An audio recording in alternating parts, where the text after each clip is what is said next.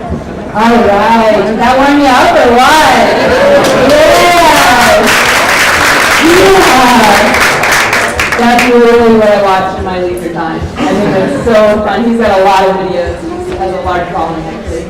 Welcome, everybody. If there's any more seats, we're going to talk about pheromones, so we should really just be real tight next to each other. So if anyone doesn't mind, like scooting in and letting friends sit in. Whoop, up and in. Like that. So great. Oh, perfect. Yes, thank you. Here's a seat, there's a seat, there's a seat, there's a seat. Oh, yes. Okay, great. Perfect. Welcome to a lecture on the science of love. My name is Dr. Brittany Barreto, and I am co-founder and chief scientific officer of Pheramor. Pheramor is a new genetic and technology-based dating app that launched today. It's only live in Houston, yes.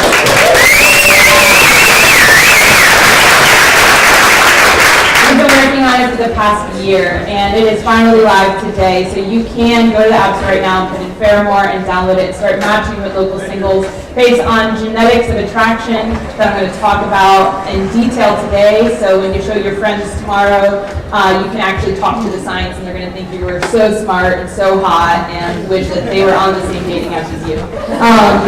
And also, we match people up based on technology. So I'm going to also talk to you about love not just being about pheromones and chemicals, but it's about common interests and shared values. And Pheramor, which uses real science, knows that real science of attraction does not just include pheromones and attraction, but it encompasses you as a person. And so that is why we provide the option for you to link your social media accounts, and we will pull the metadata from that and match you with local singles based on your common interests and values. How we match you is not a one-to-one. We do not package it up in a single bow and say, here's your soulmate. Fortunately, you still have to do a little bit of dating. And so what that looks like is every day you get 3 profiles. Typical dating app profile where you have a picture, interest, a little bit about me section. But all the profiles will have a compatibility score from a 0 to 100% to tell you how likely you are to have instant chemistry with this individual. Because I don't know about you, but I've gone on way too many bad first dates. And so I'm really excited to use data to know who I should be getting coffee with. So all of that is just a kind of introduction for why this event is even happening today. Today is the launch day with Pheramor. So, yeah, one more time. And you can download the app, like I said, and if you haven't been swabbed yet, we have a swabbing station. You can get swabbed for free tonight, all right? The rest of your friends that aren't here and they missed out, they have to pay $20 online, all right? You can tell them they got another few hours to get over here, though, to be swabbed. I want to thank the Health Museum. I originally met one of the directors of the Health Museum at a music festival in December where we were swabbing people, and they said, this is totally in line with what we're trying to do. We're trying to target young adults and tell them that the Health Museum is cool. And I was like, yeah. And then I came over here one day to check out the Health Museum, and I was like, can we talk about business later? This is literally the coolest place I've ever been in my life. I've spent the past 6 years of my life in a laboratory, but this is cool. I want to be here. So thank you so much to the Health Museum. They are rocking it with changing their dialogue here at the museum and doing some really, really fun stuff that isn't just, school trip stuff. So thank you, Health Museum. And also, Kaleidoscope is a local organization that promotes art, music, and films and fashion. And they are doing every first Thursday for the next 6 months here at the Health Museum. They're doing a party such as this one. And so they're the ones that have brought in all the art, and there's going to be models. There's going to be actually a film showing in here after my talk called Misrepresentation. It's about women being portrayed in the media. And so go Kaleidoscope. Thank you. All right, let's talk about the science of love now. So why should I even be qualified to talk about this? Well, I'm a hopeless romantic geneticist who has been single for too long, and I really like science. So I'm originally from New Jersey, And then in high school, I was a foreign exchange student, and I lived in Paris, the city of love, right? And so I just throw that in there to say that I did not have a typical upbringing. Moreover, I was raised by a single mom, and I'm the first person in my family to go to college. And so anyone out there who doesn't think that they can one day be a PhD geneticist due to the cards they've been dealt, I argue you can. You can. As long as you're passionate and you work hard, you can do it. Yes. So I went to Drew University. It's a small liberal arts college in New Jersey. Majored in biology, double minored in public health and French, and said, I'm going to be a scientist. I'm going to go work in a laboratory. And so I went ahead to Baylor College of Medicine, which is here in the medical center. By the way, this medical center is the biggest medical center in the world.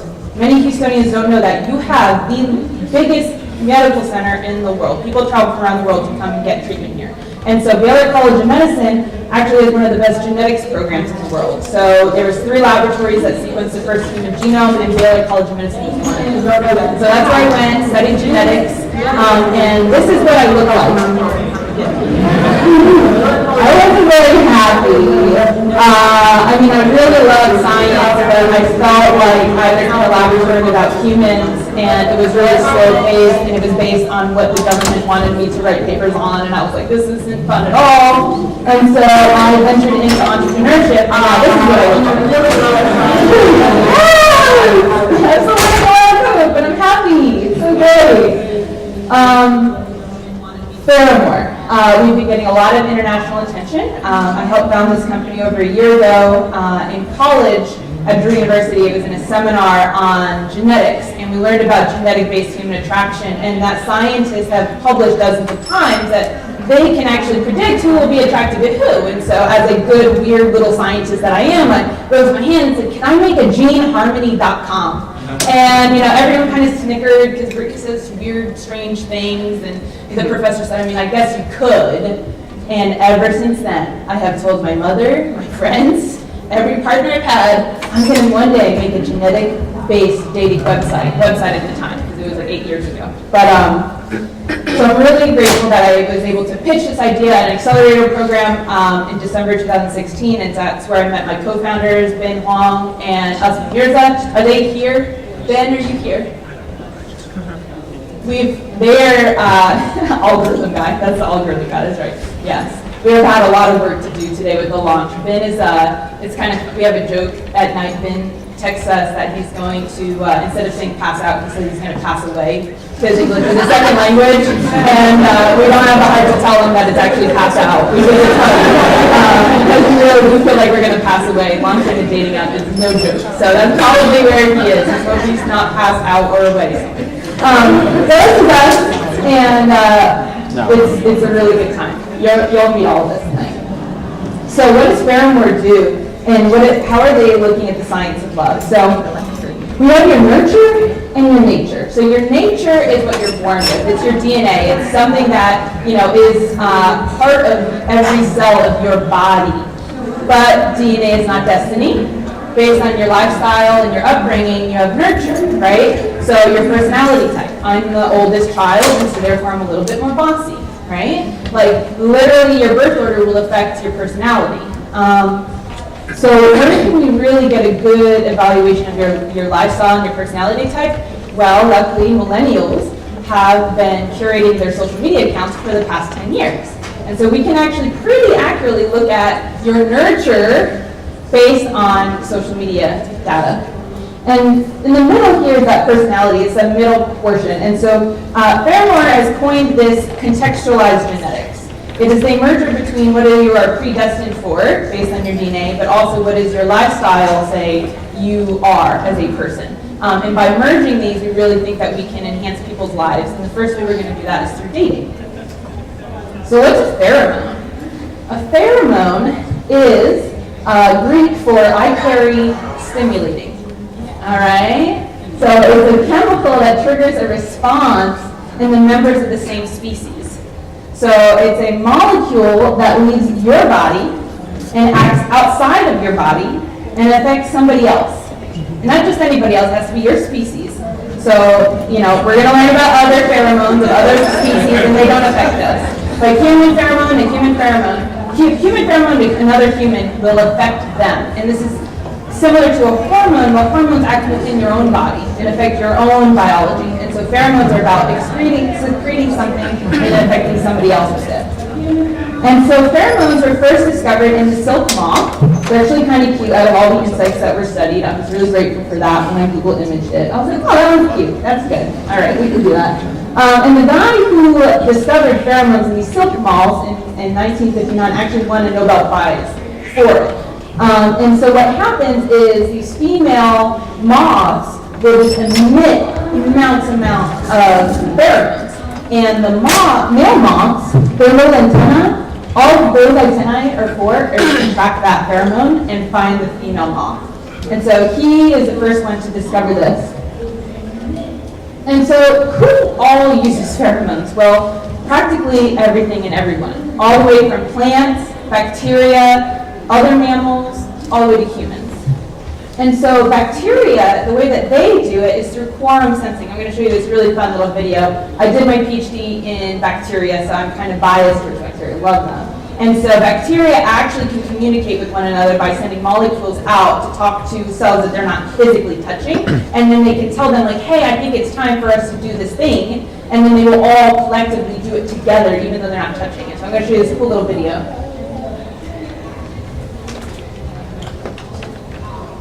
And so, here you see the two bodies of cells. They're not touching, but then watch. They're going to turn on the green fluorescent protein. Right? How did they know to do that?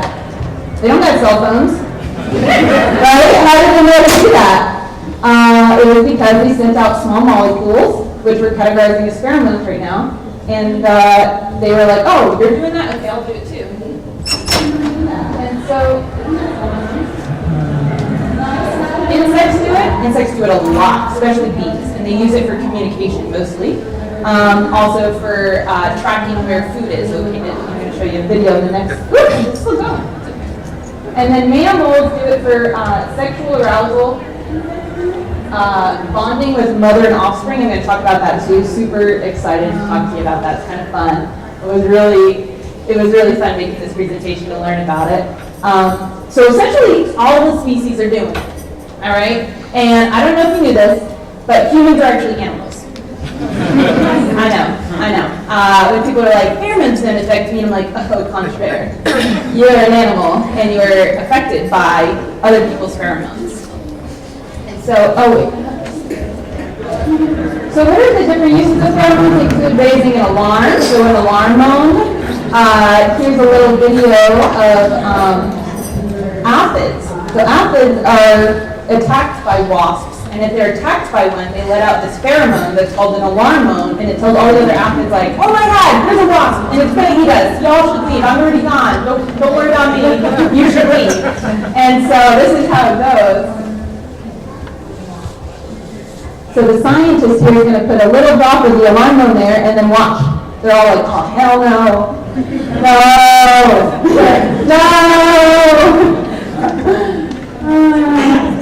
And it's all because they're picking up that alarm mode. All right? So it's a warning sign. Another one is a food trail. I wish we had that for wasps. I don't think it is. So here's an ant, and he's leaving his nest, and he's going to get some food. He doesn't know there's food on this side yet. He's going to find out. So he finds out there's food there. And then watch his little bump. You see his little bump? Top of the ground? He's leaving pheromones, so not only him, but his friends can find it. So they're smelling it with their antennae, no bumping of the butt, and then watch. When he comes back. Boom. That's so cool. So cool. Pheromones also trigger aggression. Oh, let me stop that. We'll just keep walking.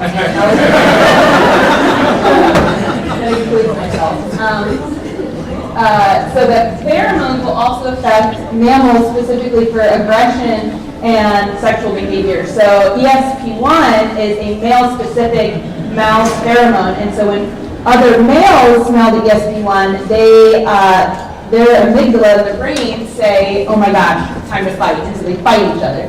But when female mice smell the ESP1, they think it's time to get it on. So that's what they do. Also really fun is bonding between mother and offspring. Did you ever think about how is it that blind kittens can find the nipple of their mother to eat and survive? Turns out the nipples actually are emitting pheromones that are specific, and that is how the kittens are finding it, through smell.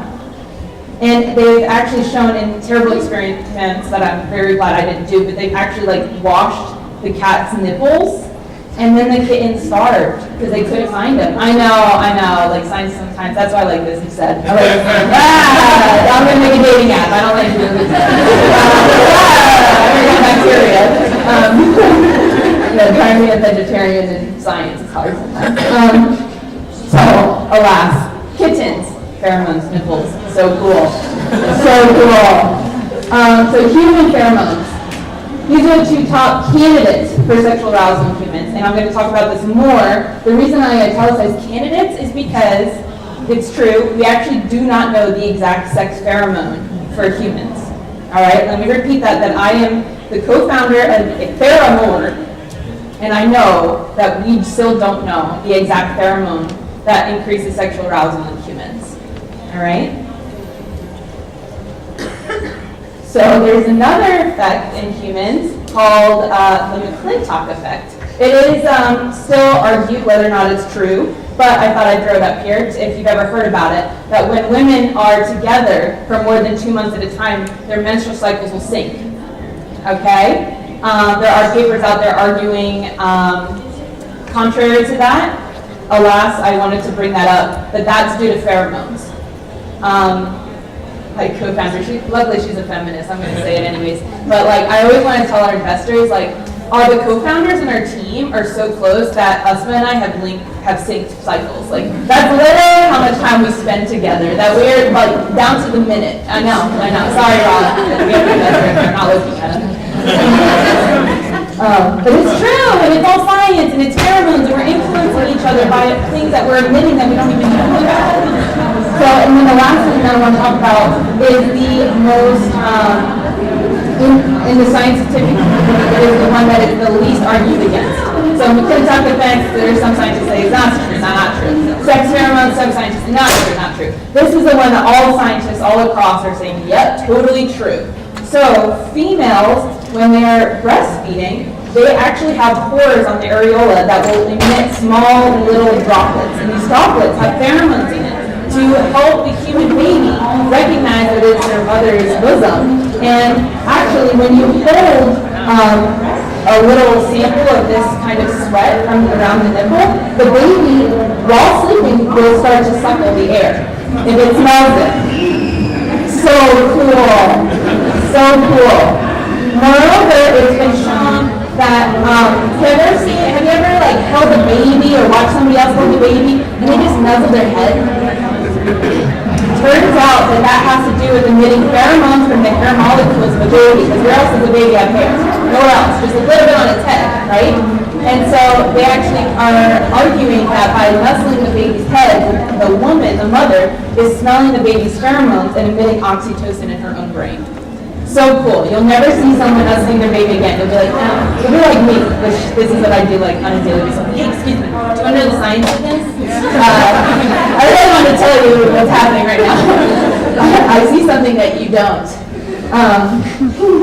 So where I kind of alluded to this, where are the pheromones coming from in our body? And it's mostly our armpits, honestly, but it comes from wherever there's a pore and a lot of times a hair follicle.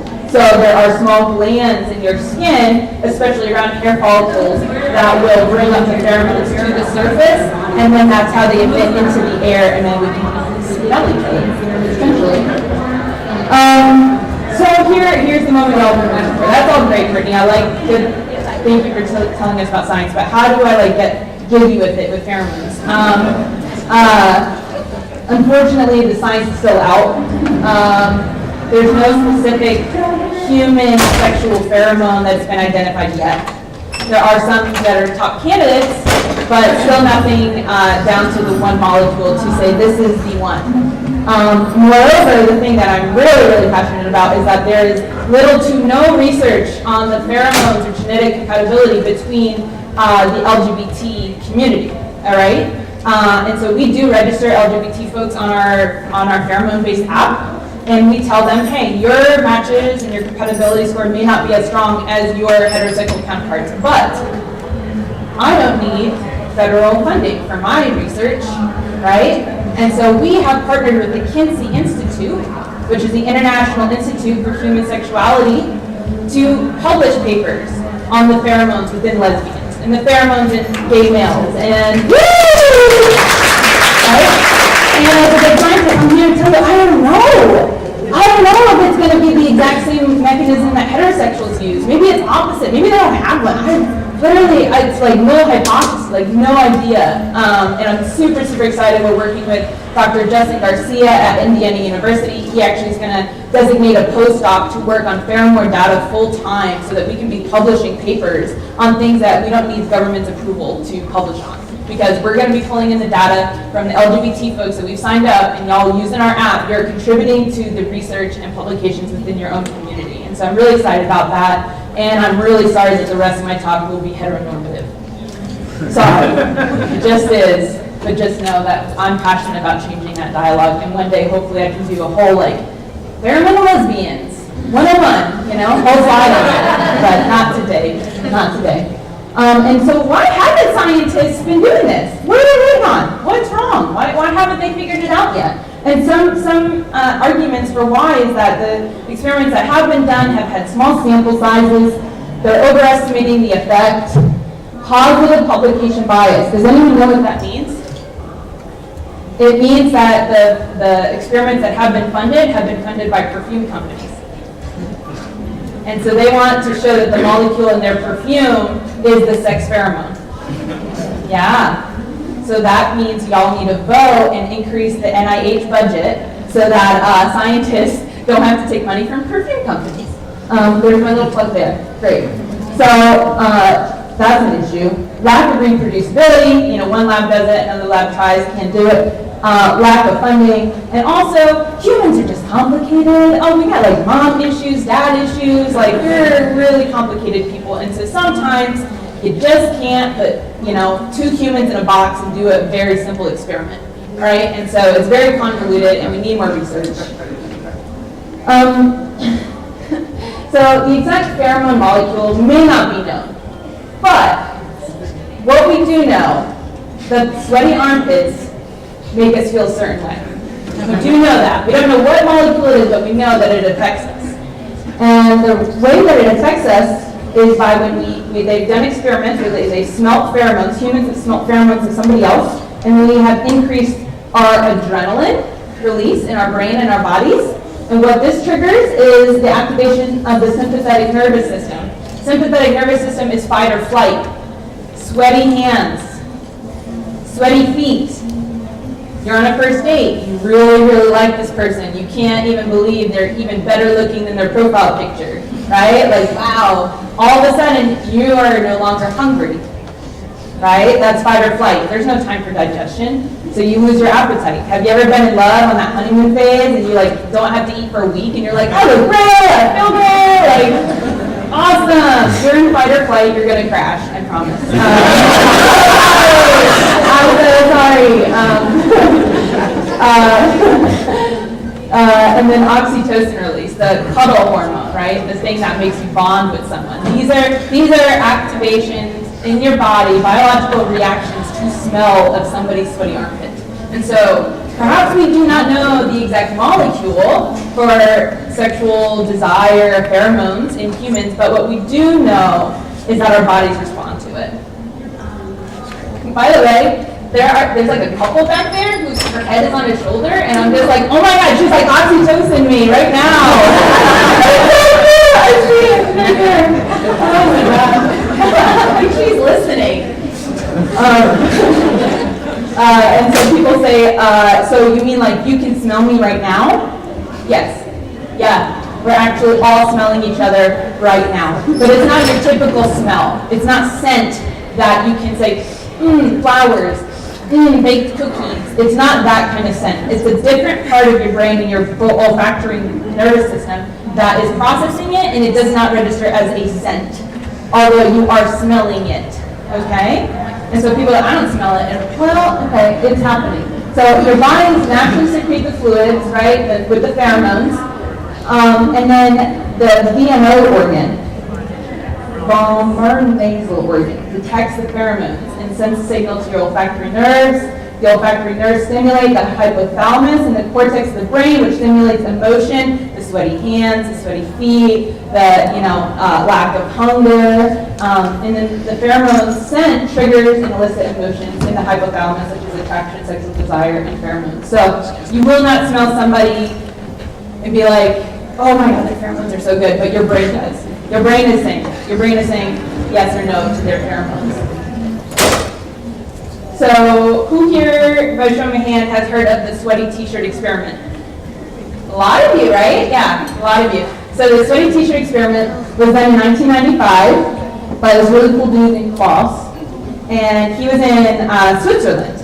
And he was reading all these papers on how mice prefer to mate via pheromone smells with other mice that are genetically diverse from them. So when they are of different lineage, they're more likely to be attracted to one another. And he said, I think humans might do the same thing. And everyone said, oh, Klaus, humans, we're not animals. We don't use our nose to mate. And he was like, contrary, I think so. I think we might. And so what he did was he went to a college campus and he had a sample of males wear a t-shirt to bed 3 nights in a row. And then he took these t-shirts and he had a bunch of college women smell the sweaty t-shirts, hence the sweaty t-shirt experiment. So they smell it and he asks them to rate it. How good does it smell? Does it smell musky? Does it smell attractive? Would you want to meet this person? And he looked at all these scores and he found that the women liked the smell of the t-shirts of men that were genetically different than them. All right, and I'm going to dip into more about what that exactly means. But he was like, oh my gosh, we're animals, and we're doing the same thing as mice. And so we published it in 1995, and everyone was in uproar and said, this is garbage, we're not animals.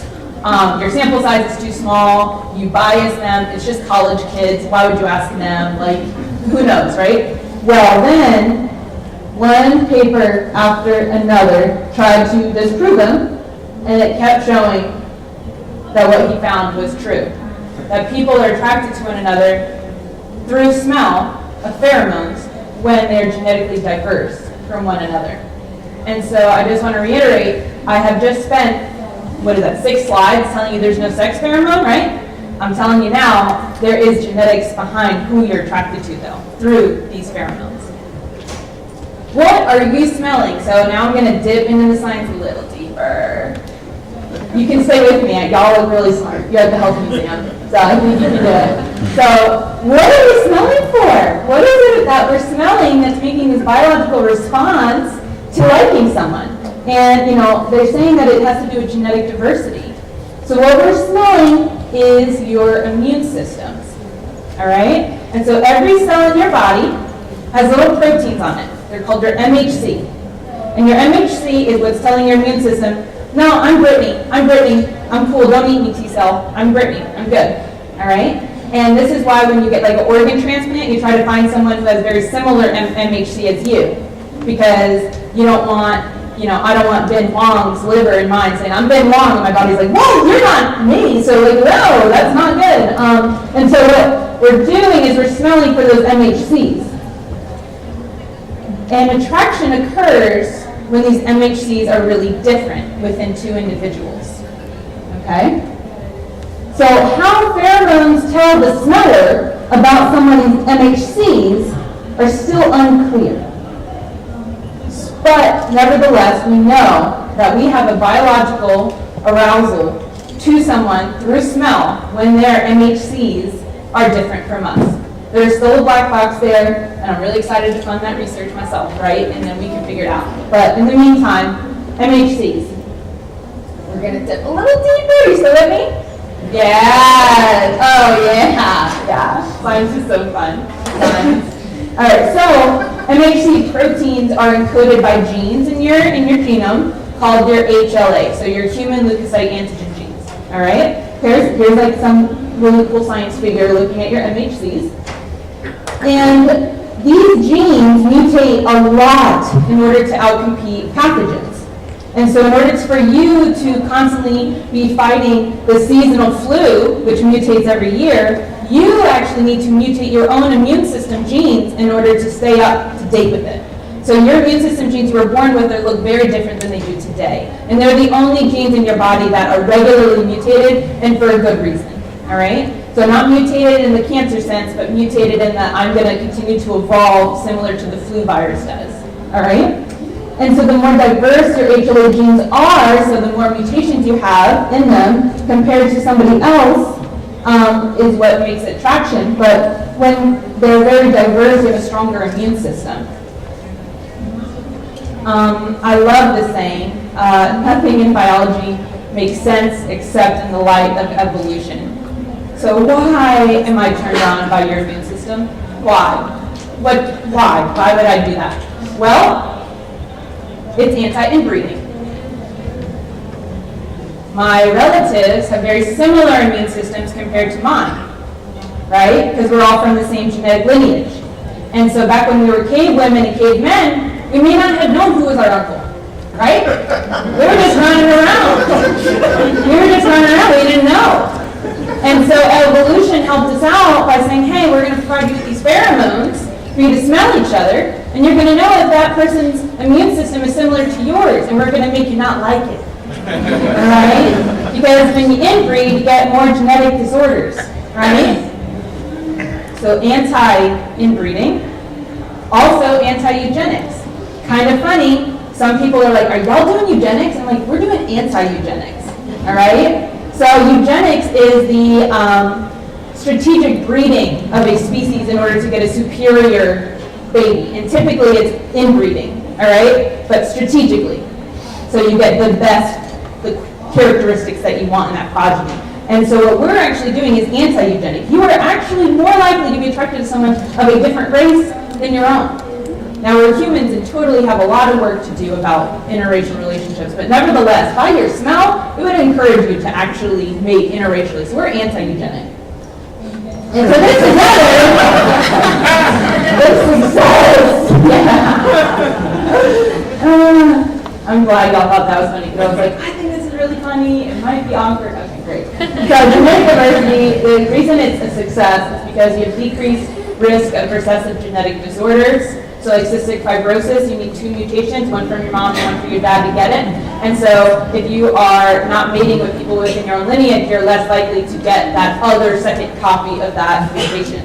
And also strong immune systems. So these babies, you got a better immune system. You're more diverse. You might be immune to like 10-fold more bacteria and viruses than someone who is eugenically mated or inbred, right? And so genetic diversity for the win. But DNA is not destiny. I'm a geneticist, and I would love to tell you that it is, but it's not. It's just what we're born with, and it influences us.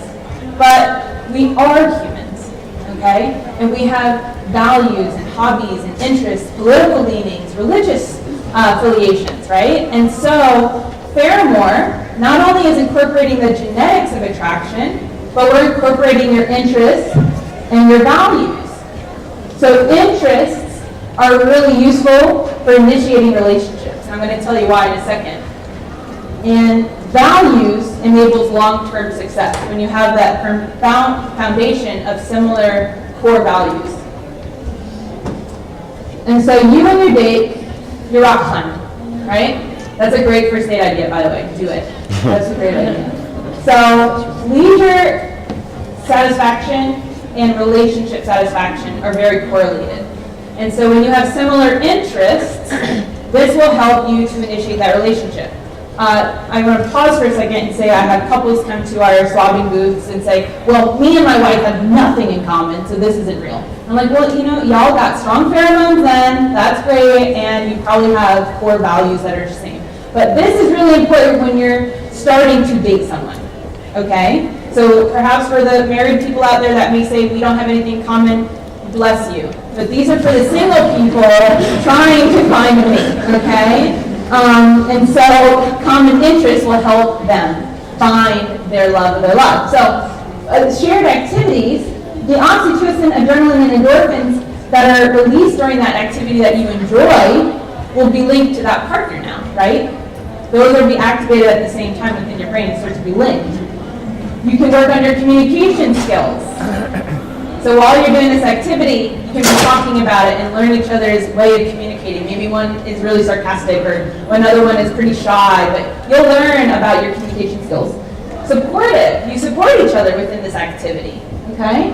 Stronger social skills, you can define roles, right? There's usually somebody who's more the alpha and one who's more the beta. If you're rock climbing, you might be able to find that out. If they're telling you, pick that rock, they may be the alpha. And shared goals. If you both have a goal, and I'll keep using the rock climbing analogy, but like you both have a goal of hitting that, the blue rock trail that's the hardest one in the gym, you all have that shared goal and you want to continue to work towards that success together. And then the shared values provide a foundation for the relationship. And values include family values, marriage, parental, religious, spiritual, health and wellness, and service to others. These are core values that even in the thick of it, you and your partner can come back and say, hey, we have these similar values.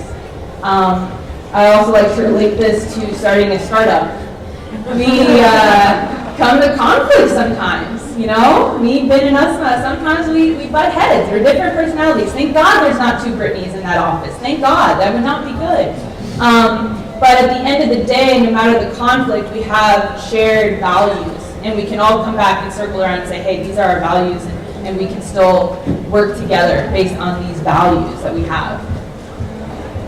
And so Pheramor is combining the nature and the nurture, putting it all together in this magic secret sauce, all of them to find people love. That is really important, y'all. I just want to touch on this one more time. Who knows what this is? It's baseball. Yes. Whoa, he's a winner. Yes. Predictions using data. They predicted the Astros were going to win the World Series because the Astros were selecting players based on data and not the typical, recruitment strategies. They said, we're going to not win for the next 2 years, and that's fine. But based on this data, we're predicting we'll win the World Series on this date. And then, as predicted, 2017, this is published years in advance. 2017 they won. And so if Astros can do it, why can't we do it? What Pheramor is literally doing is saying, hey, we're going to use these simulations and this data to help you hit the home run, to help you find love, to help you find that person that you connect with the most. And so we're using data to empower singles. All of this is hocus pocus unless I give you a real life example, right? Yes. Sydney, Matt, would you like to come up here? Yes. So this is my dear friend Sydney and Matt. And yeah, come on up. Yeah.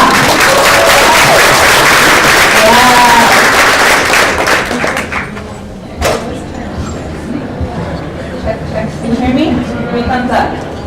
Yes, okay, perfect. Hi, y'all. How long have you been together?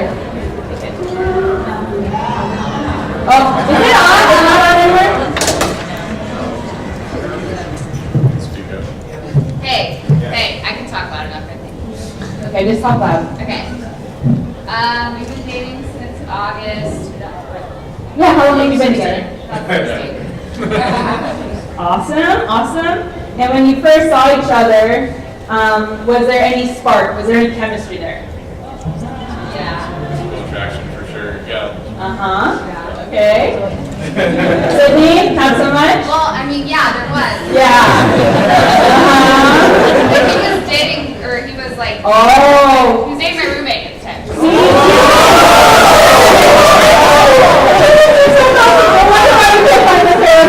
Oh my God!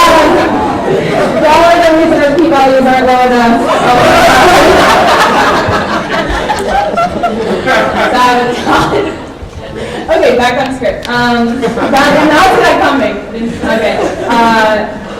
Okay, so y'all have shared interests.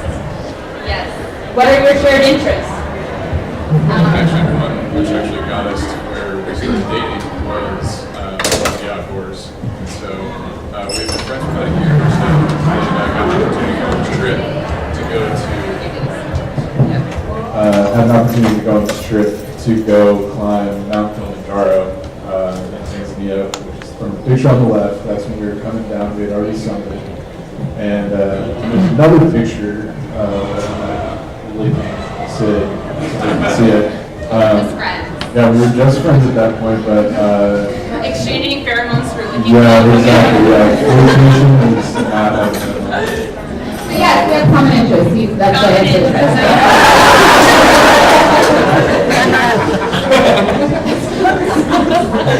So y'all literally climb Mount Kilimanjaro. We're feeling each other's pheromones, look at each other. While I was doing this, I actually found a picture of you on your Facebook, but your whole back was drenched in sweat, and I really considered putting it up here, and I was like, the pheromones, I can almost see them. But yeah, I should use this picture somehow, but I couldn't find an opportunity. So, you shared the interest of the outdoors, you had that chemistry. Do y'all have any shared values? Did you realize at the beginning that y'all had some kind of value that you really shared? Yeah, we were actually in Moshi, which was a village in Tanzania, and there was a kid who was injured, and he had an open wound, and me and Matt wanted to take him upstairs and bandage him, and everyone else that was there was kind of like, no, you have AIDS, don't touch him. And so, like, when I realized that he was also interested in helping this kid, despite, whatever, I was just like, hey. Yeah, I don't know, I think that, a few different values, but that's like, I was like, okay, like, we were on the same wavelength here. Yeah, there was some pillar of service work to others that was, you could see it in that person in comparison to the rest of the group. Awesome. Well, turns out this is on now. Oh, is it? I think so. Yes. And so, what I did was, I went to their house a few weeks ago, and I asked them, hey y'all, I started this genetic-based dating app. I know y'all don't need it, but can I swab y'all? Can I swab y'all? And they said, sure, you can swab us. And so I swabbed them. Yes, I swabbed them. I swabbed their cheeks. And then I also asked them about this story, these values, and these interests, and I was hearing, oh, this is so good for all of them, okay? And so then I processed their DNA, and I sequenced their HLA genes. And then I compared them with each other. And I said, how compatible are they? How different are these HLA genes between the two? And then in the algorithm, I also included the common interests and the common values, right? And so drum roll, please. They're voting! 89% Yay! Thank y'all so much for doing this. I appreciate it.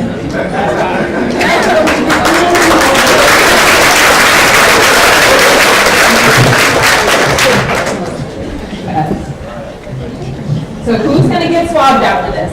Everyone.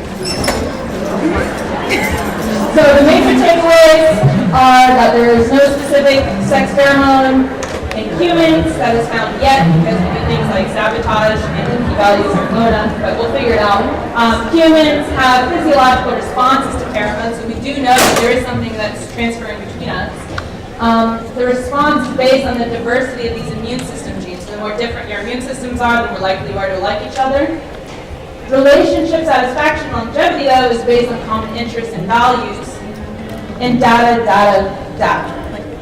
The world now is turning to using data points to make predictions. Use it to enhance your own life.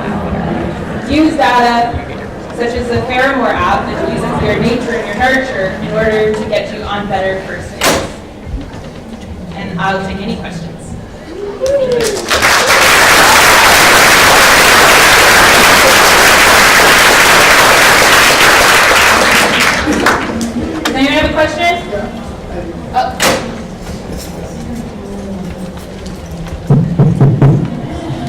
First off, love what you're doing, and your passion just is incredible.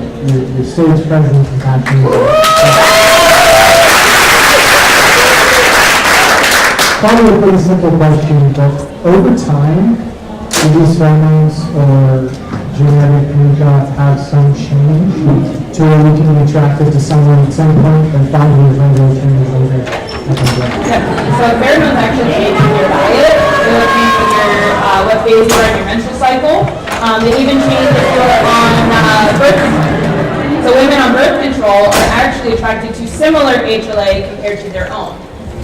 Right?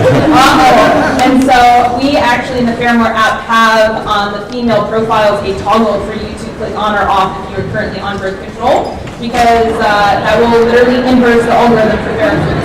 And so, and we'll never show it on anyone's profile, you'll never see it, it shows on the back end for us. And what the science behind that is that birth control literally is taking progesterone, which is a molecule that convinces your uterus that you're pregnant, and it shouldn't release another egg. And so when we are pregnant, we are actually no longer looking for a mate. We're no longer looking for that caveman from another tribe. We're really, we are actually impregnated via progesterone, and we want to retreat back to our own home village. And we are more attracted to people of similar immune systems. So of course, why this is probably exactly the reason why we can't figure out the pheromone for sex in humans, because we do things like convince our bodies we're pregnant when we're not for years at a time. But regardless, yes, pheromones change, and that is why Pheramor does not say we are finding your lifelong soulmate. We are saying that we are going to get you on better first dates. So you're going to have that instant chemistry on that first date. And then because of your shared interests and values, you will create memories doing rock climbing. And then regardless of the woman's progesterone intake or the male's workout regimen or the individuals decide to become vegan, all of a sudden their pheromones are flipped upside down, y'all have things in common, and that's what can produce a long relationship.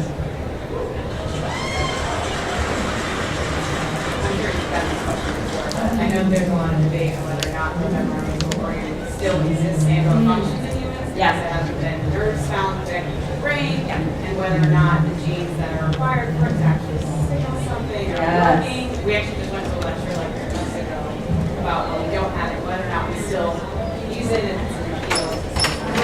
Yes. So she's asking that the part of your brain that is different than smelling roses, but it's for smelling pheromones, they actually in adults can really find a very active part of your brain that is representing that organ. But they do find that in fetuses we still have it, and when we're still born, oh my God, that's not the right word combination whatsoever. Sorry. When we are born, we actually still have it, and that is what is influencing the babies to find the nipples of their mother. Now, whether it is still active in humans, obviously, I did a great talk, and now I can't. Whether it's still active in adults is definitely still kind of up in the air, but again, we always go back to well then why do we have a fight or flight response based on the smell of somebody's sweaty armpit, right? So we always go back to that. We can't find the molecule. We can't find the piece of the brain that actually processes this. But nevertheless, cannot argue against that we have a biological response to the smell of sweat. And so, sorry, I don't have a surprise answer for you, but that's a great question. And there's still more research to be done. Yeah. Back. Hi, I just had a question about how did you go about finding the algorithm itself, and if you went through any alpha or beta testing. Yeah, sure. So we're basing our algorithm off of established science. So the HLA, the more different they are within two individuals, the higher the score will go. And then the more things you have in common, the higher the score will go. Now exactly the weight of these variables and how it works is called secret sauce. Secret sauce.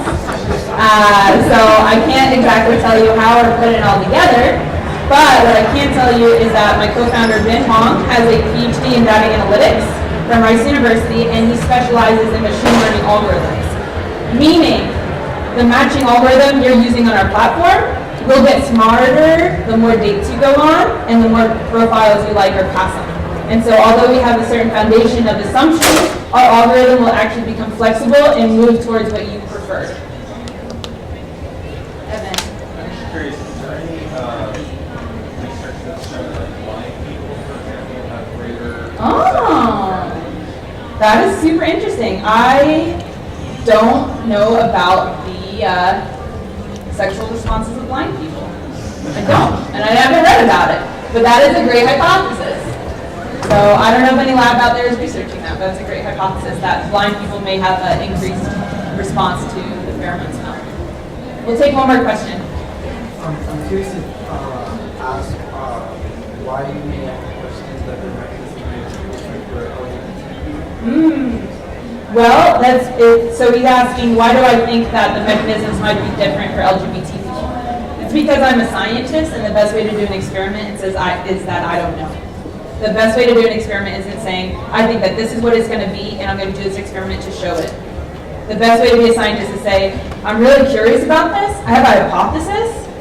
Maybe it's this way, but honestly, I'll let the data tell me. And so, yeah, so when I stand up here and say, I have no idea, it's not because I don't have my own educated guesses, but it's because I believe science is about doing experiments without a bias. And so I really don't know, and I am so curious to find out. So that's a great question.